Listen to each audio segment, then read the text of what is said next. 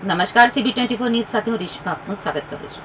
તો અમદાવાદ શહેરના રામોલ વિસ્તારમાં જશોદાનગરથી હાથીજન સર્કલ તરફ જતા રોડ ઉપર એક આઈસર ટ્રકમાંથી દેશી દારૂના થેલા રોડ ઉપર પડી જતા દારૂની પોટલીઓ વેરાઈ હતી. આ ઘટનાને પગલે રાહદારીઓમાં આશ્ચર્ય ફેલાયું હતું. ગુજરાતમાં દારૂબંધી હોવા છતાં અમદાવાદના પૂર્વ વિસ્તારોમાં બુટલેગરો બેફામ બન્યા હોય તેમ લાગી રહ્યું છે. શહેરના રામોલ વિસ્તારમાં જશોદાનગરથી હાથીજન સર્કલ તરફ જતા રોડ ઉપર એક આઈસર ટ્રકમાંથી દેશી દારૂના થેલા રોડ ઉપર પડી જતા દારૂની પોટલીઓ વેરાઈ હતી. આ ઘટનાને પગલે રાહદારીઓમાં આશ્ચર્ય ફેલાયું હતું અને વટવા GIDC પોલીસે ટ્રક ચાલક સહિત 2 શખ્સની ધરપકડ કરી કાયદેસરની કાર્યવાહી હાથ ધરી છે. પ્રાપ્ત વિગતો અનુસાર આઈસર ટ્રકમાં ડીઝલ ટેન્કની ઉપરના ભાગે લોખંડના પતરાની એક ખાસ પેટી એટલે કે ચોરખાનું બનાવવામાં આવ્યું હતું. આ પેટીમાં દેશી દારૂના પ્લાસ્ટિકના થેલા ભરીને હેરાફેરી કરવામાં આવી રહી હતી.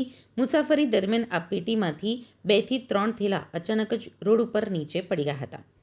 થેલા ફાટી જવાથી દારૂની પોટલીઓ રોડ ઉપર વિખરાઈ ગઈ હતી અને દારૂની તીવ્ર વાસ ફેલાતા પસાર થતા વાહન ચાલકો અચંબામાં પડી ગયા હતા.